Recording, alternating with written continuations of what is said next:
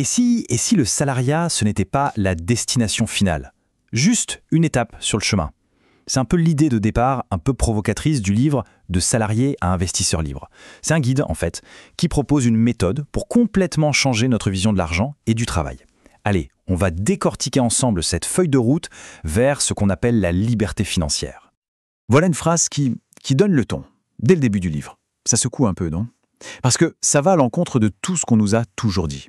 Fais de bonnes études, trouve un bon job et tout ira bien. L'auteur, lui, il dit « Attention, peut-être que ce CDI qu'on voit comme un abri, c'est en réalité une sorte de cage dorée. » Alors, on commence par ce que l'auteur appelle le piège du salaire. C'est cette sensation de faire du surplace. Un sentiment que je pense beaucoup de gens connaissent. On bosse dur, on a même des promotions, le salaire augmente un peu, mais à la fin du mois, on a toujours cette impression de ne pas vraiment avancer. Ça ne décolle jamais vraiment, financièrement parlons. Et ce piège, il a un nom qu'on a tous déjà entendu, la fameuse rat race. L'image, c'est vraiment celle du hamster dans sa roue. Pensez-y, le salaire augmente un peu? Super, sauf que hop, on prend une voiture un peu plus grosse, un appart un peu plus grand, des vacances un peu plus loin, un peu plus chères. Le truc, c'est que les dépenses grimpent aussi vite, voire plus vite que le salaire. Et résultat, on est obligé de courir encore et toujours plus vite, juste pour rester au même endroit. C'est un cycle sans fin. Selon l'auteur, le cœur du problème, il est là, dans l'échange. En fait, c'est un deal qui est déséquilibré dès le départ. On donne notre temps, la seule chose qu'on ne peut jamais récupérer, contre de l'argent. Mais le souci, c'est que notre temps, lui, il est limité. Une journée, ça fera toujours 24 heures, pas une de plus. Donc, mathématiquement, il y a une limite, un plafond infranchissable à ce qu'on peut gagner en étant salarié. Bon, d'accord, mais comment on sort de ce piège alors? Eh bien, c'est là qu'intervient ce que le livre appelle le déclic financier. C'est un moment charnière. C'est le moment où on arrête de voir l'argent comme un truc qu'on gagne pour le dépenser et où on commence à le voir pour ce qu'il peut être, un outil, un levier super puissant qu'on peut faire bosser à sa place. Et ce changement de mentalité, il est radical. C'est un virage à 180 degrés. On passe de travailler pour l'argent à faire travailler l'argent pour soi. L'idée, c'est de ne plus être le seul à trimer. L'objectif, c'est de se construire une petite armée de travailleurs infatigables, nos investissements, qui vont générer du revenu pour nous 24 heures sur 24, 7 jours sur 7. Eux, ils ne dorment jamais. La clé de tout ce déclic, en fait, elle tient dans une distinction toute simple, mais absolument fondamentale. La différence entre un actif et un passif. C'est quoi un passif? C'est simple, c'est tout ce qui fait sortir de l'argent de la poche. La voiture qui perd de la valeur chaque jour, l'abonnement à la salle de sport où on ne va jamais, et un actif. C'est l'inverse, c'est ce qui fait rentrer de l'argent. Un appartement qu'on loue, des actions qui versent des dividendes.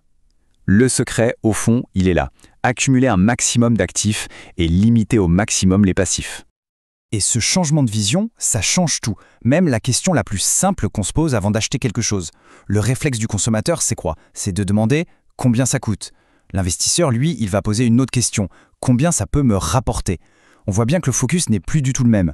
On ne pense plus à la dépense, on pense au gain potentiel. Ok. Avoir le bon état d'esprit, c'est la base. Mais concrètement, on fait comment? Comment on passe à l'action? Le livre, heureusement, ne s'arrête pas à la théorie.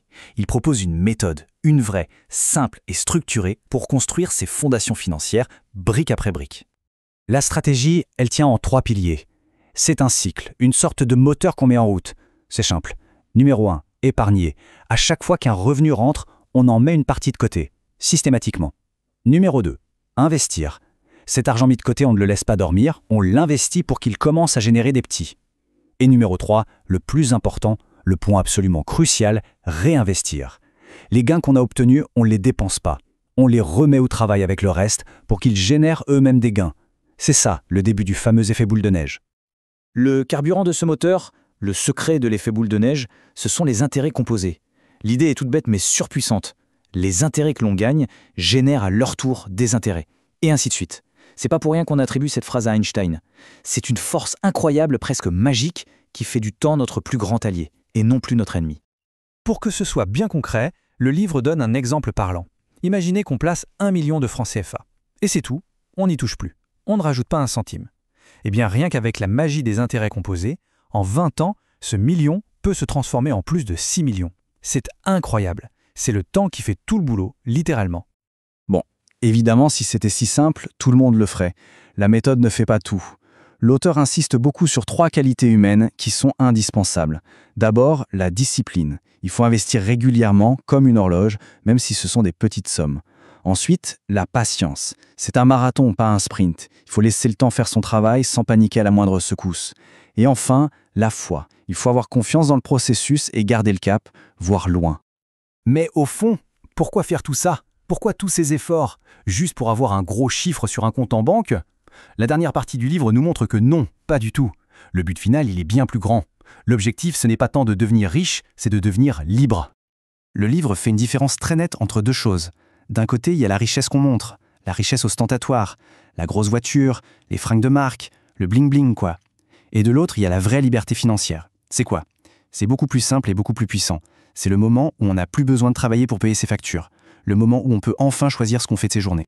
Finalement, le vrai trésor, ce n'est pas l'argent. Le luxe ultime, le but de tout ce voyage, c'est ça. Posséder son temps. Reprendre le contrôle total de son agenda. C'est de pouvoir se lever le matin et se dire « Aujourd'hui, qu'est-ce que j'ai envie de faire ?» Et le livre se termine sur cette question qui est en fait un véritable appel à l'action. Au fond, il y a un choix à faire, un choix fondamental. Est-ce qu'on continue de subir une vie dictée par l'argent et les factures, ou est-ce qu'on décide de prendre les choses en main pour créer sa propre vie, sa propre liberté? Le message du livre, c'est que ce choix, ce pouvoir, il est accessible à tous.